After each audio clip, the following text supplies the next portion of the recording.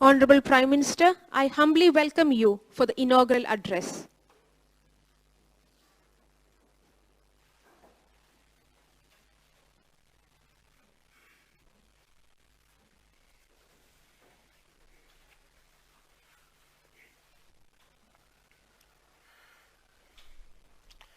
आप सबको नमस्कार।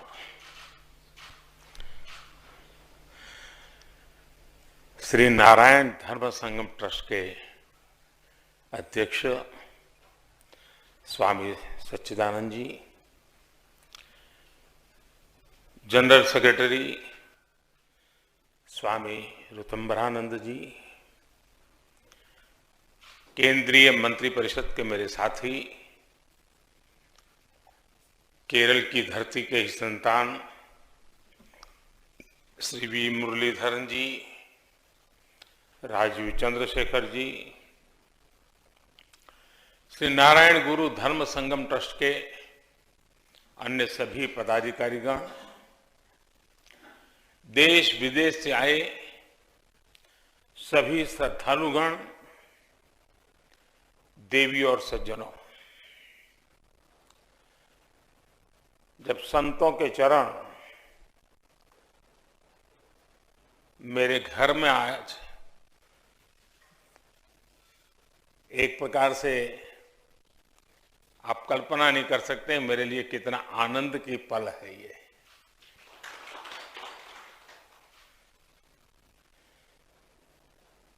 एला प्रियपट्ट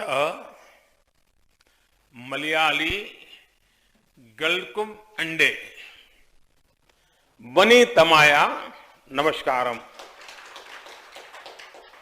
भारतिंडे आध्यात्मिक चैतन्यमा श्री नारायण गुरुदेवन अद्यहतिंडे जन्मतालु धन्य मागपट्ट पुण्यभूमि आण केरलम। संतों की कृपा और श्री नारायण गुरु के आशीर्वाद से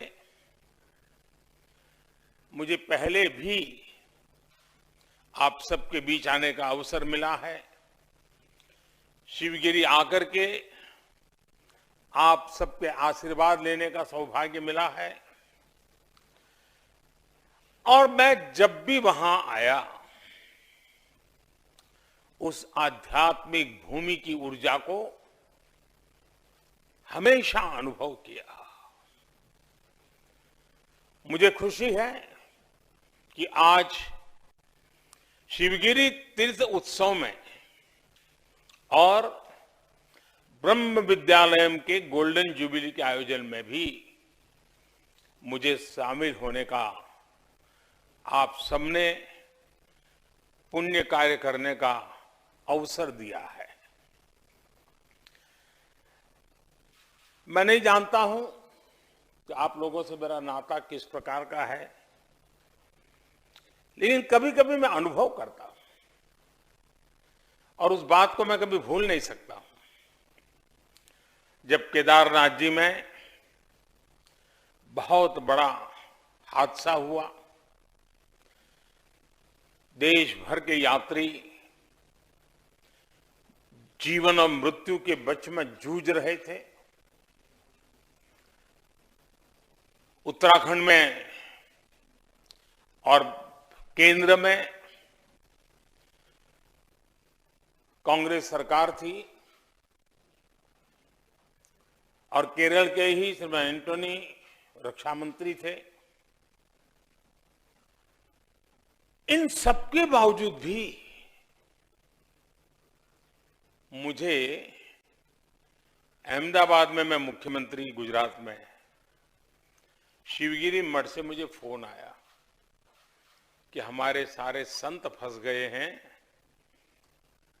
उनका कोई संपर्क नहीं हो पा रहा है, वो कहाँ है, क्या स्थिति है, कुछ पता नहीं चल रहा है।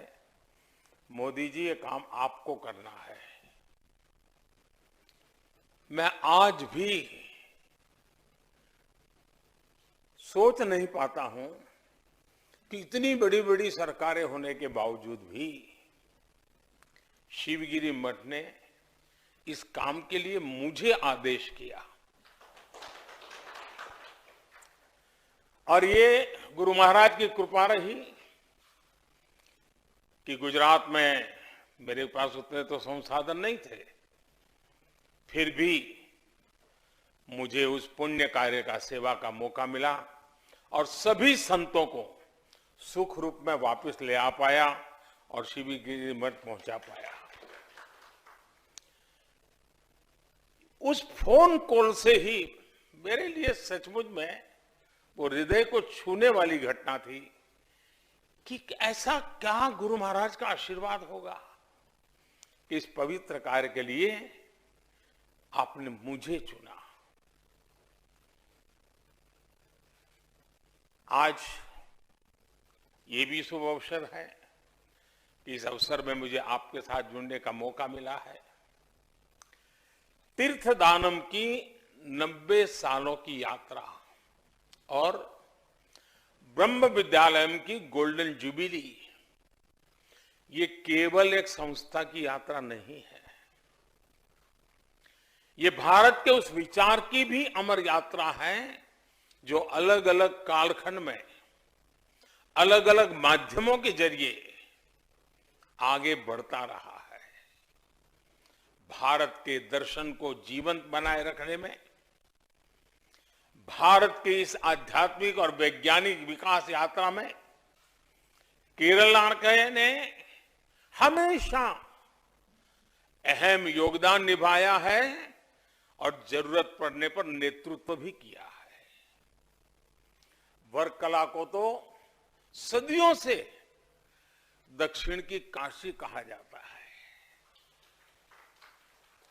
काशी चाहे उत्तर में हो या दक्षिण में, वाराणसी में शिव की नगरी हो या वर्कला में शिवगिरी, भारत की ऊर्जा का हर केंद्र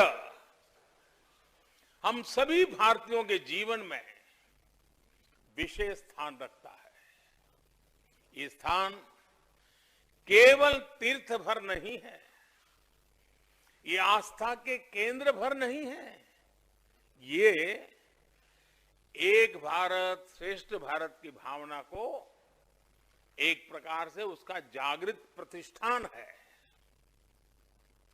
मैं इस अवसर पर श्री नारायण धर्म संगम ट्रस्ट को, स्वामी सच्चिदानंद जी को, स्वामी ऋतंबरानंद जी को और स्वामी गुरु प्रसाद जी को हृदय से बहुत बहुत बधाई देता हूं।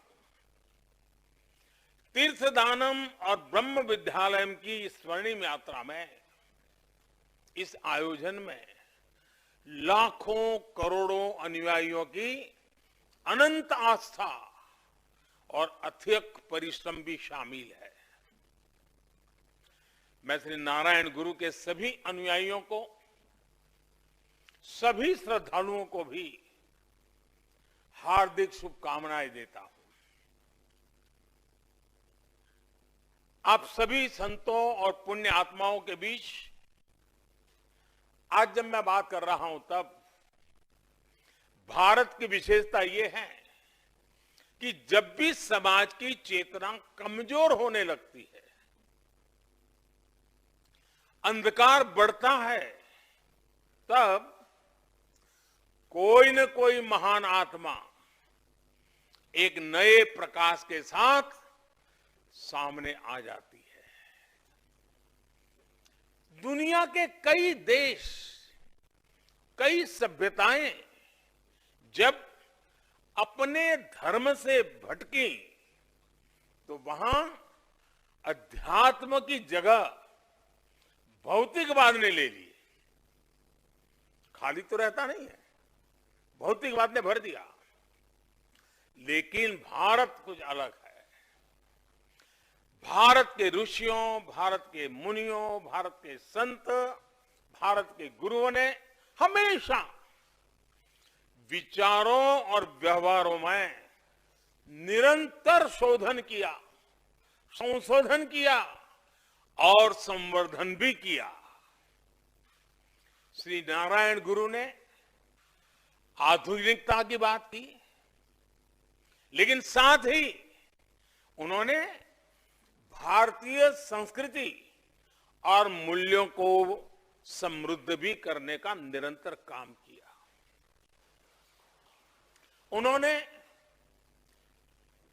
शिक्षा और विज्ञान की बात बताई, लेकिन साथ ही धर्म और आस्था की हमारी हजारों साल पुरानी परंपरा को गौरव बढ़ाने में कभी पीछे नहीं रहे। यहां शिवगिरी तीर्थ के जरिए वैज्ञानिक चिंतन की नई धारा भी निकलती है और शारदा मठ में मां सरस्वती की आराधना भी होती है। नारायण गुरु जी ने धर्म को शोधित किया, परिमार्जित किया, समयानुकूल परिवर्तन किया, काल बाह्य चीजों को छोड़ा। उन्होंने रूढ़ियों और बुराइयों के खिलाफ अभियान चलाया और भारत को उसके यथार्थ से परिचित करवाया। और वो कालखंड सामान्य नहीं था। रूढ़ियों के खिलाफ खड़ा होना ये छोटा मोटा काम नहीं था। आज हम इसकी कल्पना नहीं कर सकते हैं, लेकिन वो नारायण गुरु जी ने करके दिखाया। उन्होंने जातिवाद के नाम पर चल रहे ऊंच नीच भेदभाव के खिलाफ तार्किक और व्यवहारिक लड़ाई लड़ी। आज नारायण गुरु जी की उसी प्रेरणा को लेकर देश गरीबों, दलितों, पिछड़ों की सेवा कर रहा है। उन्हें उनके हक का जो मिलना चाहिए, उनको जो अधिकार मिलना चाहिए, उसको, उन अधिकारों को देना ये हमारी प्राथमिकता रहा है। और इसीलिए आज देश सबका साथ, सबका विकास, सबका विश्वास और सबका प्रयास के मंत्र के साथ आगे बढ़ रहा है। साथियों, श्री नारायण गुरु जी आध्यात्मिक चेतना के तो अंश थे ही थे। आध्यात्मिक प्रेरणा के प्रकाश पुंज थे, लेकिन ये भी उतना ही सत्य है कि श्री नारायण गुरु जी समाज सुधारक भी, विचारक भी और युग दृष्टा भी थे। वो अपने समय से कहीं आगे की सोच रखते थे। वो बहुत दूर का देख पाते थे। इसकी वजह से आप कल्पना कर सकते हैं, गुरुदेव रविंद्रनाथ टैगोर एक रेडिकल थिंकर के साथ ही एक प्रैक्टिकल रिफॉर्मर भी थे। वो कहते थे कि हम यहां जबरन बहस करके जीतने के लिए नहीं आए हैं, बल्कि हम यहां जानने के लिए, सीखने के लिए आए हैं। वो जानते थे कि समाज को वाद विवाद में उलझाकर नहीं सुधारा जा सकता। समाज में सुधार आता है जब लोगों के साथ काम किया जाए, उनकी भावनाओं को समझा जाए और लोगों को अपनी भावनाएं समझाई जाए। जिस पल हम किसी से बहस करने लग जाते हैं, तो उसी पल सामने वाला व्यक्ति अपने पक्ष के लिए तर्क, वितर्क, कुतर्क सब खोज करके परोस देता है। लेकिन जैसे ही हम किसी को समझना शुरू कर देते हैं, सामने वाला व्यक्ति हमें समझना शुरू कर देता है। नारायण गुरु जी ने भी इसी परंपरा का, इसी मर्यादा का हमेशा पालन किया। वो दूसरों की भावनाओं को समझते थे और फिर अपनी बात समझाने का प्रयास करते थे। वो समाज में उस वातावरण को निर्माण करते थे कि समाज खुद ही सही तर्कों के साथ अपने आप सुधार की प्रक्रिया में जुट जाता था। जब हम समाज में सुधार के इस मार्ग पर चलते हैं तो फिर समाज में स्वयं सुधार की एक शक्ति भी जागृत हो जाती है। अब जैसे हमारी सरकार ने बेटी बचाओ बेटी पढ़ाओ अभियान शुरू किया। कानून तो पहले भी थे, लेकिन बेटियों की संख्या में सुधार हाल ही के कुछ वर्षों में हो पाया है। ऐसा इसलिए हुआ क्योंकि हमारी सरकार ने समाज को सही बात के लिए प्रेरित किया, सही वातावरण तैयार किया। लोगों को भी जब लगा कि सरकार सही कर रही है तो स्थितियों में तेजी से सुधार भी आने लग जाता है और सच्चे अर्थ में सबका प्रयास उसके फल नजर आते हैं। समाज में सुधार का यही तरीका है और ये मार्ग हम जितना श्री नारायण गुरु को पढ़ते हैं, सीखते हैं, उनको समझते हैं, उतना ही वो स्पष्ट होता चला जाता है। साथियों, श्री नारायण गुरु ने हमें मंत्र दिया था, औरु झांथी औरु मथम औरु देवम मनुष्यम। उन्होंने one cast, one religion, one God, इसका आह्वान किया था। अगर हम नारायण गुरु जी के इस आह्वान को बहुत गूढ़ता से समझे, इसके भीतर छिपे संदेश को समझे, तो पाएंगे कि उनके इस संदेश से आत्मनिर्भर भारत का भी मार्ग बनता है। हम सभी